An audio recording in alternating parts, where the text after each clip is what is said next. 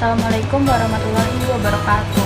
Perkenalkan, nama saya Rindy Suganda dengan MPM B1A024411 dari kelas G. Di sini saya akan menyebutkan 5 serta menjelaskan mengenai teori-teori kriminologi tentang penyebab kejahatan. Sebelum kita masuk ke intinya mengenai apa saja 5 teori-teori kriminologi tentang penyebab kejahatan, terlebih dahulu kita mengetahui apa itu kriminologi. Jadi, secara etimologis, kriminologi berasal dari kata krimen yang berarti kejahatan dan logos yang berarti pengetahuan. Sehingga kriminologi adalah ilmu pengetahuan tentang kejahatan. Menurut para ahli, yang pertama menurut Sutherland, kriminologi adalah seperangkat pengetahuan yang mempelajari sebagai fenomena sosial, termasuk di dalamnya proses pembuatan undang-undang, pelanggaran undang-undang, dan reaksi terhadap pelanggaran undang-undang. Teori yang pertama yaitu teori biologis. Teori ini mengatakan faktor-faktor fisiologis dan struktur jasmania seseorang dibawa sejak lahir, melalui gen dan keturunan dapat memunculkan penyimpangan tingkah laku. Misalnya, cacat bawaan yang berkaitan dengan sifat-sifat kriminal serta penyakit mental. Teori psikogenesis.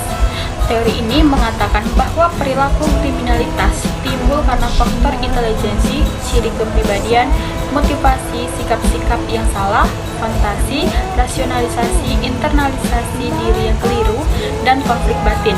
Artinya, perilaku jahat merupakan reaksi terhadap masalah psikis. Teori sosiogenesis. Teori ini menjelaskan bahwa penyebab tingkah laku jahat murni sosiologis atau sosial psikologis adalah pengaruh struktur sosial yang deviatif, tekanan kelompok, peranan sosial, status sosial, atau internalisasi simbolis yang keliru.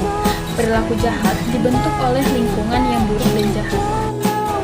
Teori selanjutnya, teori keempat, yaitu teori-teori faktor ekonomi. Teori ini melihat terjadinya kejahatan akibat dari ketimpangan ekonomi yang terjadi di dalam masyarakat.